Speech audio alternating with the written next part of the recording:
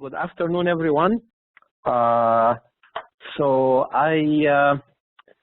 try to go over some of the work we have done in the past related to hybrid simulation, and also some of the current and future activities related to this topic.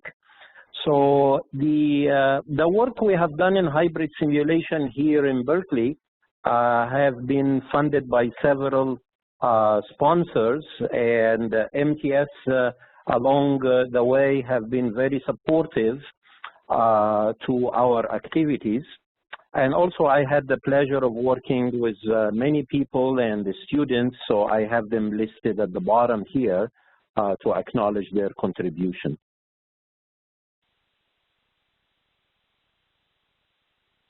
So I'm really thankful to MTS to hosting this series of workshops and seminars. We had the first one here in Berkeley. It was a successful event, and I participated also in the one that was held in Australia. And I am really honored also to be invited again to give this talk. So these kind of activities organized by MTS will be really important in spreading all the advantages and benefits of using hybrid simulations in many fields. So in this talk, I will focus on a couple of things. Development and enhancement of several hybrid simulation systems that we have used here in Berkeley for several applications. Some of these I'll go over very quickly. I'll just elaborate in one of them, but basically the system that was built in one application, we were able to use it for other applications as well. And this is the beauty of an approach like hybrid simulation. And then being the peer director, I assume Ray has mentioned that in the introduction.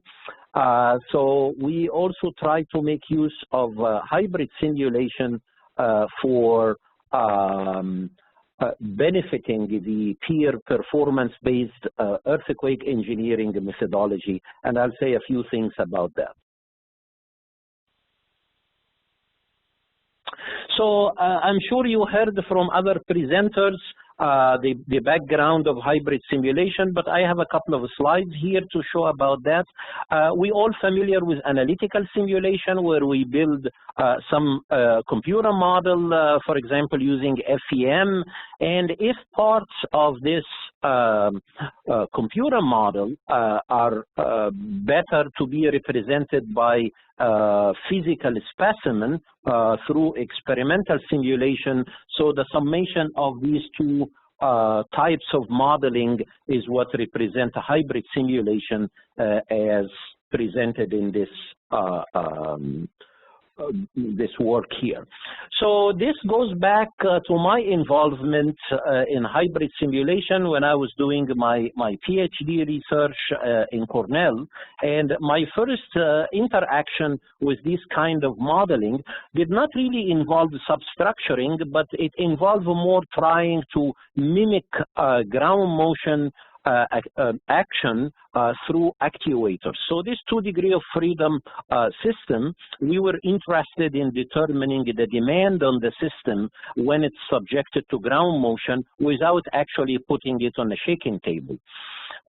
So when we do that, basically we have a parallel analytical simulation that represents these 2 degrees of freedom, and we couple that with the equipment that apply the computed response given some inputs as shown here, and using numerical integration we determine these outputs that then get applied to the test specimen, measure the force feedback, and then go through the process of numerical integration together with displacement application and measurement of forces.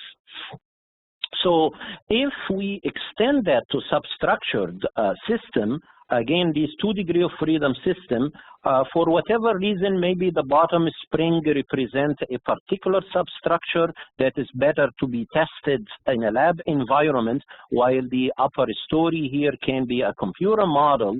So in this case, you have your system of equation has part that's computed from an analytical model and part that is measured from an experimental model. And basically that marriage of the analytical and the experimental is what makes the hybrid simulation unique. And also it puts some requirements on the choice of the numerical integrator, for example, to be explicit so you can avoid iterations, and there are a whole array of these kind of methods and developments that exist in the literature. So why do we do hybrid simulation? There are so many reasons. Here is an example, again, benefiting from the idea of substructured dynamic system, where we may want to test this 500 kilovolt switch on the shaken table, which may turn out to be expensive or geometrically difficult to accommodate in some labs. In this case, it required making an opening of the ceiling so we can accommodate the height. And the fact that we have shaking tables that can apply not only translation, but also rotational degrees of freedom, so we can actually do that using substructuring. And the real benefit come from trying to make use of the accuracy of shaken table configuration with the simplicity or the low cost of quasi-static testing. So you kind of mimic the dynamic response, but you do it at a low cost. So this is the real benefit of using hybrid simulation, at least in most of the applications we have been dealing with. I heard some beep, so I hope I am still being heard by all of you. I will assume that's the case. I am not getting feedback to know if if my voice is reaching all of you. I hope that's the case. So I will go over a few past applications that we have done.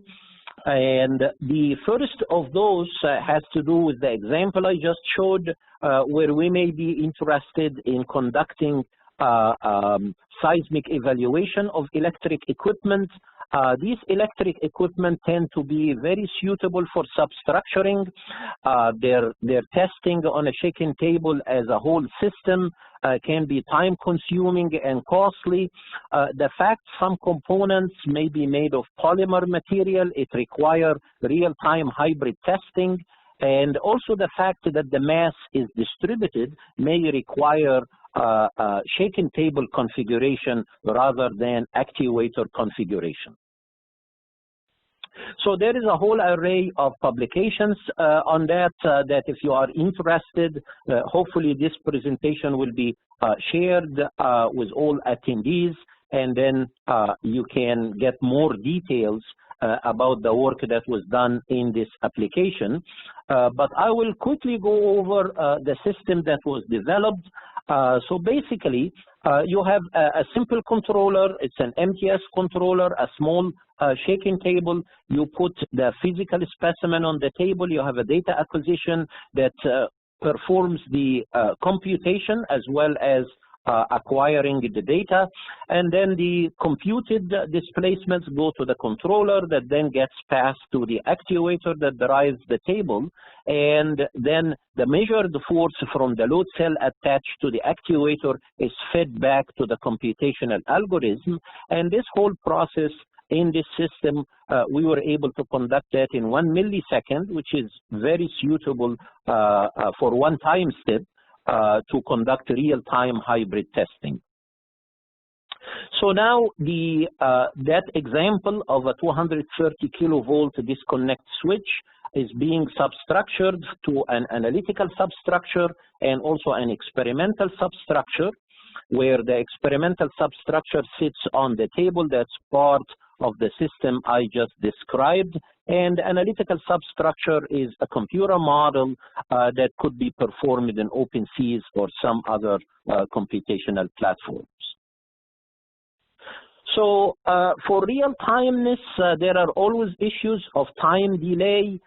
So in the past, we developed a feed-forward time compensator, which basically computes the error as a function of the velocity, and then use that as a feed forward to correct the signal before it's passed to the test specimen. It works pretty well as shown here. However, when you have a peak displacement where velocity is 0, the correction is 0 by definition, so you still get some error there. But however, that proved to be a suitable, simple error compensator that help us to achieve real-timeness in this hybrid testing. Another thing we're working on these days, these are some new slides I did not show before in the previous workshops, which is focusing on, again, real-time hybrid testing, focusing on the time delay issue.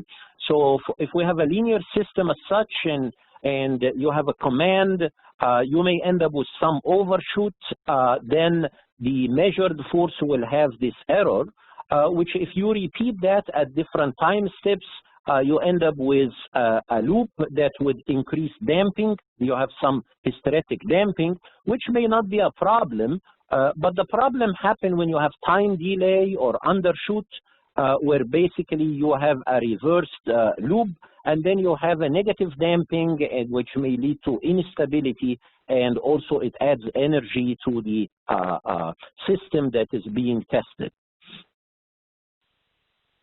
So here is a simple example that we have done in our lab recently, where the red line is analytical simulation, pure analytical simulation, and the blue line is hybrid simulation. So when we had no delay, the system is pretty much tracking very well.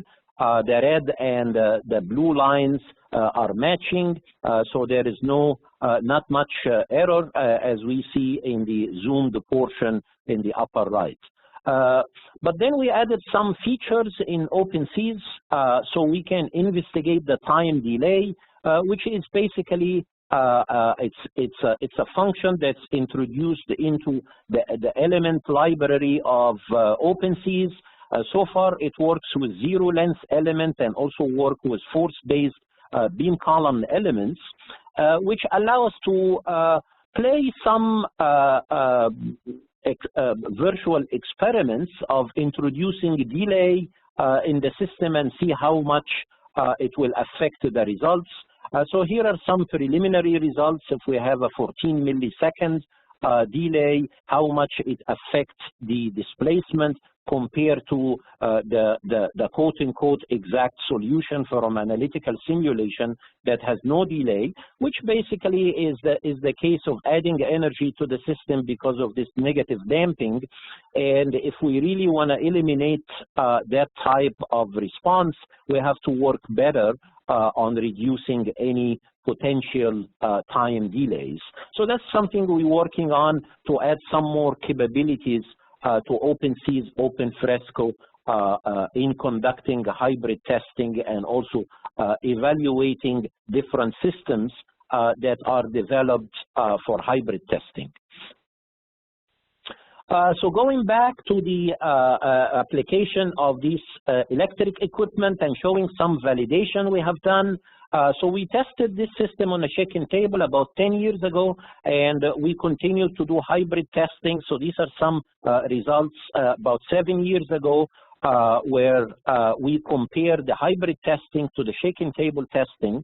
And if we compare the top two plots are the displacement at the top of the support structure, which is computationally modeled in the hybrid testing while it's actually tested in the shaken table experiment, and also comparing the acceleration at the top of the insulator, which is physically tested in both cases. The hybrid simulation is a much cheaper, so that's why the fewer dollar signs there. The shaken table is much more expensive. However, the comparison is pretty similar. Also, in a local response from strain gauges on the shaken table, full experiments versus the hybrid. Of course, there are some differences if you look more carefully. However, the peaks were comparable even for such measurements in a highly disturbed region that will be difficult in any kind of test and, of course, in any kind of simulation. However, the comparison was also promising to give some confidence and validation of using hybrid testing for such application. I mentioned that hybrid simulation can help in the performance-based earthquake engineering approach. So in the peer center, one of our mission is to develop performance-based earthquake engineering, where we calculate the performance in a rigorous probabilistic manner, consider all sorts of uncertainties. We perform the simulation taking into consideration global system response and also direct interest to stakeholders. And the process is you go from hazard quantification to structure analysis to damage estimation and then to loss estimation. This is all cast in a probabilistic framework. Just a word about PEER for those who are not familiar with the center. The headquarters is at UC Berkeley, and we have several campuses, mostly on the West Coast, where earthquake hazard is the highest, and the center focused on this integrated performance-based engineering in general, not necessarily earthquake engineering. We also try to address other hazards, even though most of the work focused on earthquake hazard. As I showed with the three summation in a previous slide, this is basically the DNA or the basis of the activities in PEER, where we work with engineering seismology to quantify the seismic hazard, perform or do high performance computing for the response analysis, make use of performance databases and fragility functions, such that at the end we have loss estimation. So that's briefly what we do in that framework, and the total probability theory for these different conditional probabilities would give us the decision variable that we are interested in, which could be monetary losses or casualties or downtime. So along the way, we maintain and develop several technologies like OpenSeas, OpenFresco, several databases like the NGA database, the SPD database, the Structured Performance database, the Seismic Performance Observatory, which focus more on structural health monitoring and instrumented buildings. We are coupling that with a few tools of artificial intelligence, machine learning, deep learning, and so on, for the purpose of structural health monitoring. At the very last slide, I will mention something related to that, a challenge that I hope some of you may be interested and are willing to participate in this challenge. I will mention that at the very last slide. So going back to this application using a hybrid simulation for electric equipment with substructuring.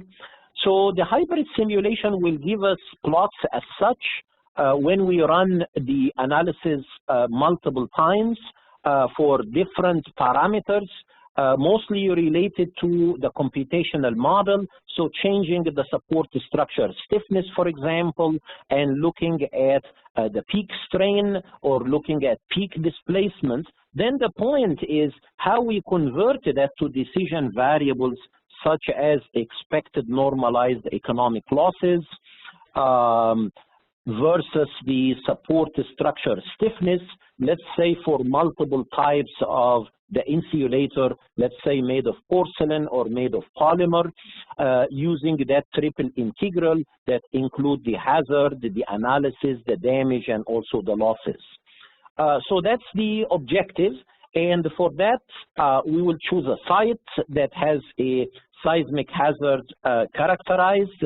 We will pick what are the components that are susceptible to damage. Let's say the insulator themselves or the conductor cables, where real-time hybrid simulation will be useful to give these engineering demand parameters. So here is an example where you conducting some tests that involve different values of the slack of the conductor. And basically, with these three different designs, ample slack, required slack, or inadequate slack, you can get an idea about the expected normalized economic losses versus the support structure stiffness. So you can get in a quantifiable manner the expected losses, and based on that, decision makers can make their decision of what kind of stiffness of the support structure, the amount of slack that is needed between these different equipment.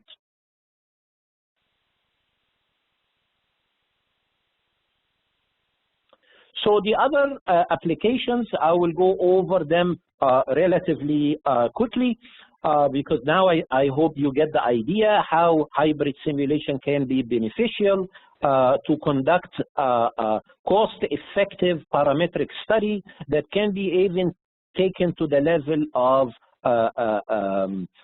performance-based engineering and provide decision makers with something useful that they can base their design decisions on.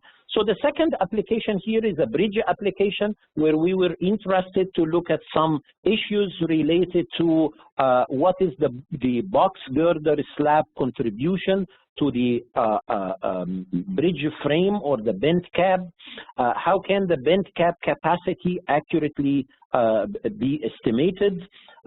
What is the portion of the slab that is acting with the beam? And then could the column over design migrate the damage to the bent cab? You know, the bridge design try to achieve damage in the column under extreme shaking rather than having the damage in the bent cab. But there is a lot of retrofit going on to our bridges. So if we over design that retrofit in the column, would it lead to damage in the bent cab, which is harder to repair? So for that, we developed a test specimen that here the bridge is upside down. You see the retrofit of the column using FRP jackets, and you see also the test setup. And this was, again, another suitable example to use hybrid simulation where you see the components of the system here. The DSP card is able to connect with the actuators. The computational platforms are already connected to OpenFresco, which they are performed using OpenSeeds. And then you connect the computational platform to the DSP, and you connect the OpenFresco to the DSP with the Pacific Instruments interface software. So that was a system that was built in-house to conduct this experiment, and you see in the background here the test specimen of this box girder bridge in an upside down position. The same system was used for a very different application that focused on a stiffened wind turbine blade. That was collaboration with Technical University of Denmark, where in Denmark, 28% of the total electricity demand is provided by wind energy, mainly using wind turbines. If the winds are excessive, then the structural integrity of the wind turbine blade can be questionable. So that's why they add these, what they call D-string or stiffeners to prevent this trailing edge here from peeling due to twisting of the blade. This blade, its center of mass and center of rigidity are not coinciding, so which lead to some twisting when the blade is spinning. So we wanted to quantify the effect of the D-string on the blade strength and stiffness.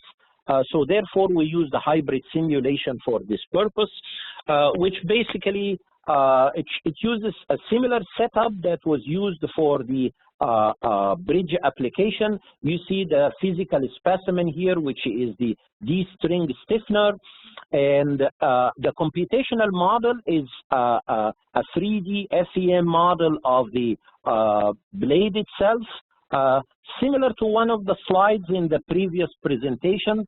I wasn't sure who was the presenter, but when I joined in, I saw this slide where a reduced order model was used. Again, that was done in ANSYS, and then the same model was moved to OpenSeas, which was the computational platform that then interacted with the physical specimen, which is the D-string in this case. The computation of the displacement is made in OpenSeas. It passes to the actuator, and then the force in the string is measured and then fed back to the computational model. The loading of this blade is actually gravity load due to the spinning of the blade, and that's applied as a dynamic load because it changes with the frequency of the blade. And what's plotted here is the force deformation relationship from the hybrid simulation of the string, which is a complicated element to be computationally modeled, so it was suitable for physical testing. The test was done, or the analysis was done with and without the blade, with and without the string, and the results clearly demonstrated the good effect of the string in reducing the peak displacement to 25% compared to the case without the stiffener. So that was a good, very cost-effective experiment to conduct to validate the use of this type of retrofit in this application. We also use hybrid simulation for something very similar related to Shanghai Tower for the curtain wall facade system, which is a complex facade system, consists of 2 layers. It uses a hanging mechanism where there are cables that from which the glass panels are hung from, and then the cables are connected to these ring beams. So we created a simplified model focused on testing of these hanging cables. So this simplified model is the hybrid model, where simulation of the tower is made under earthquake loading, floor acceleration waves are determined, and then applied to one of these cables to test it for different parameters. The parameters here is the ratio of stiffness between the ring beam and the cable stiffness. So that was one of the design parameters that we wanted to determine, and using hybrid simulation was very suitable for that. The system that was used is very similar to what I showed earlier for the bridge case or for the wind turbine stiffener case. Now we're testing the hanger, and the model of this simplified system here is what is used in the computer with floor acceleration applied to it. These masses here are in the computer that represent the different panels along the different zones of the Shanghai Tower, which is about 600+ meters with about 10 zones of different type of glazing system and different types of sag rods. So we performed that, and again we showed the influence of this design parameter on the response that was useful for the design of this curtain wall system. Another application related to structural insulated panels. These are sandwich panels with polystyrene in the middle and the skin that is made of structural material like oriented strand board or sometimes metal. These SIPs has not been shown to work well under cyclic testing because of the fewer stiffeners used, and the hybrid simulation was felt that it's a more suitable method to evaluate the seismic capacity of these panels, because the cyclic testing induced very high demand on these panels that was not realistic compared to what was done using time history analysis. So that's why we performed a program on these panels here that represent a first story of a multi-story structure where the upper stories are modeled in the computer, or the dynamics is modeled in the computer, and then we varied a variety of parameters of the test specimen. For example, we showed that the nail spacing, where I have the plot here with the arrow, had the most influence. So we were able to come up with better design guidelines that can make this system more seismic resilient. The last application I will show you, going back to the initial application that has to do with electric equipment, but now looking at interconnected equipment in a substation. Really, these equipment are not standalone. They are connected by conductor cables. And earthquakes have shown that there is a domino effect. When one of the equipment fail, other equipments also fail because of the conductor cables being pulled when one specimen reach its limit. So MTS have been instrumental in helping us build the UC Berkeley lab. Now we just call it Peer Hybrid Simulation Lab, where the system consists of a computational platform, XPC target that include the predictor corrector model, the controller, and the experimental subsystem. And what we did for this application is to make use of MTS 3-variable control that's used on shaken table, but now use it for hybrid testing. And instead of a displacement command, we have a servo valve command that takes into account the error not only in displacement or acceleration, but also displacement, acceleration, and velocity. And that proved to work very well, especially for the low period range, and where this double-headed arrow here is the range we are interested in this application when we use the 3-variable control. And that was a test setup that consists of the 2 shaking tables, where each shaken table has one of the specimens. Under each of these specimens, there is a computational substructure that represents the support structure. So the table motion will differ even if both pieces of equipment see the same ground motion, but the table motion will differ because the support structures are different. We test only the equipment with the conductor cable, and we have shown that what is used by IEEE 693 of compensating for the cable by added mass underestimate the response because it overestimates the frequency, and that's a very important element that hybrid simulation was able to show, because we were able to do the test for this multiple shaking table while modeling the support structure and including the conductor cable in the physical specimens. So in the remaining 5 minutes or so, I will talk about some future directions that we are doing for hybrid testing. One is to go back to basics and start think of hybrid simulation as a way of splitting the domain of the problem to a physical and computational subdomains, where there is some gap function or discontinuity that happen at the interface, and we're trying to understand the error in a low dimension space using, for example, L2 norm. If we derive the interface with some mismatch function that depend on with a chosen frequency and some kind of error, which could be a time delay, and understand the trajectory in this L2 norm for the computational and the physical substructures with and without the mismatch. So the reference here, the solid line, is conceptually what this error will look like, error norm would look like, while when we have hybrid, we may have a different trajectory. So we try to understand this.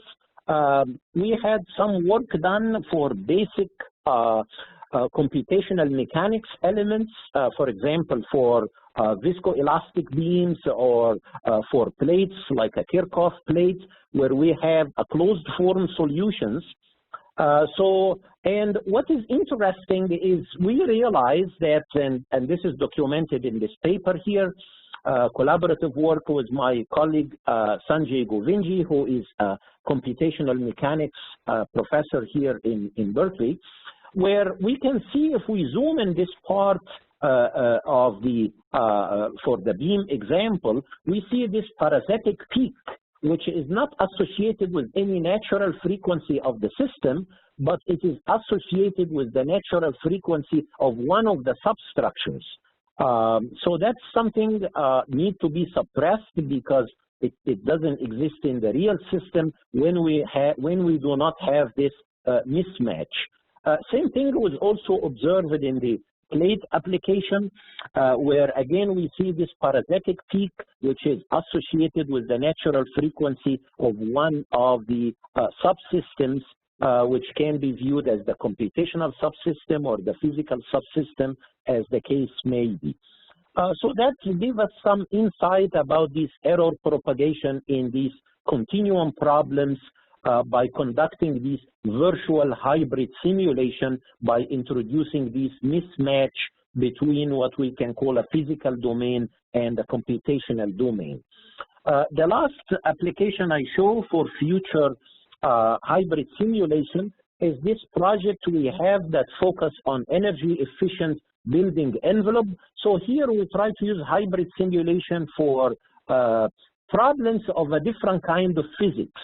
So here we interested in a real building or in some kind of a test bed to have a better building envelope such that the building grid occupant interaction happen in a more efficient way. So for that we developed what we call Cube Radiance or Cube Energy Plus platform, which can be used to study illuminance through this energy efficient building envelope, or to study the thermal properties through that energy efficient building envelope. So here, for example, some of the development we are doing using translucent concrete panels. These are panels with embedded optical fibers, so we can add some light permeability to this facade. But to test this, we are not able to test the whole building, so we build the so-called portal cube that we can put outdoor that has these panels arranged on its faces, where we take measurements. The measurements, let's say light data, get combined with indoor configuration, material, geometry, outdoor condition, in a computational platform like Radiance that used to study optics or illuminance, or using Energy Plus to study the thermal properties of the indoor spaces. So from that you get the results that then go to a controller that may control the orientation of these optical fibers, so they move towards the sun or away from the sun. So you have some kind of a closed loop here where you have a physical part and a computational part, and then use notions of hybrid simulation to study the problem. So here is an example using Energy Plus, where an actual building is divided into 3 zones, and then we basically have 2 computers. One has Energy Plus, the other has a MATLAB controller, where there is a physical connection between the 2. Here we are not using OpenSys OpenFresco. We're using what is called the Ptolemy project. Professor Ed Lee here at UC Berkeley in the electrical engineering department have been developing this platform for modeling, simulation, and design of concurrent and real-time embedded systems. So basically, you can make hardware talk to each other or software talk to each other.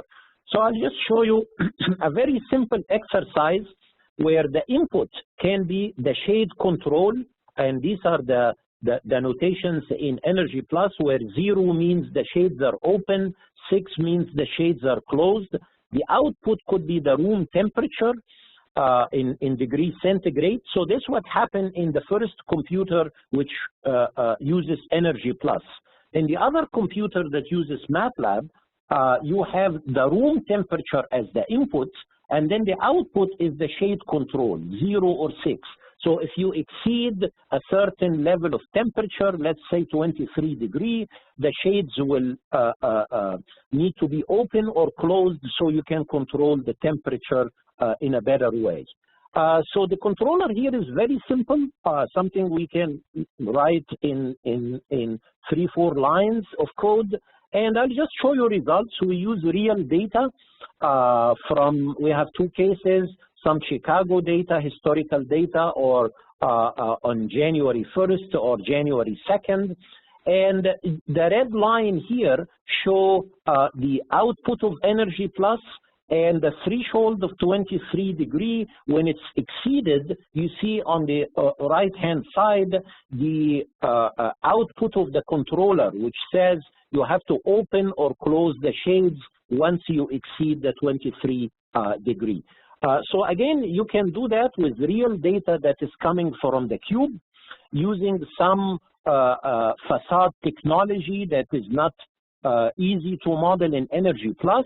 Then you can talk to Energy Plus, you can perform this dynamic control, and you can study the problem as a whole of the indoor modeling and also the indoor modeling on the computer, and using the envelope modeling physically using this cube idea.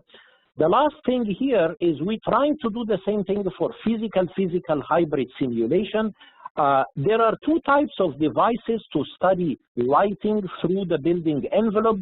The heliodome, that is good for direct radiation, and the daylight emulator, that is good for diffuse type of radiation. So if we use the cube idea, we can actually combine these with physical testing in the daylight emulator, and also physical testing on the heliodome, where we use certain type of sensors that we have developed using camera sensors that can give us the distribution of light. So you see it here in this cube that we put in the heliodome, and then we couple it with the facade that is tested in the daylight emulator, where we have a smaller piece of this facade also in the heliodome. If you're interested in more details about this, or looking at a demo, in the first workshop, if you go to this link at the bottom, Alex Mead, who's my former PhD student who did this work, he had a short demo at the end of his presentation, where you can see how a hybrid system like that works for a different kind of physics. So to conclude, hybrid simulation is an economical and accurate testing method that can complement or replace shaking table testing or other type of testing that may prove to be difficult. Real-time hybrid simulation parametric studies showed that hybrid simulation can provide valuable information, which would be more costly and time-consuming in a shaking table testing. The benefits of hybrid simulation increase when used in conjunction with performance-based earthquake engineering. Hybrid simulation is conveniently applied to a variety of real engineering problems, like the Shanghai Tower case, the Stephens wind turbine case, ranging widely from interconnected substation equipment to bridge columns. The investigation of hybrid simulation using theoretical and computational mechanics provide considerable insight into the potential limitations of the method, like these parasitic peaks that I mentioned. And finally, hybrid simulation has the potential to tackle problems involving multi-physics phenomena, like the case of the lighting or the room temperature study. My last slide is just to draw your attention to this peer hub IngeNet challenge, which if you have interest in using machine learning to classify different features from images, you can scan this QR code, or you can go to this website, which is directly linked from our peer website. You can also read about that in this paper. And this competition is still open. You can go to this and register and participate in the competition. The deadline to submit your results is not until November, so anyone interested in looking at damaged structures from images is welcome to join this competition. This is analogous to the ImageNet challenge that used to be held to identify different objects from images. But here we try to do it for damaged structures that we have images for, and we will provide the competitors with a large set of images that are labeled so they can train their algorithms and test it on a few test cases that is part of this challenge. With that, thank you very much. I hope you are able to hear me, and I hope I was able to deliver the message I wanted to deliver. Thank you.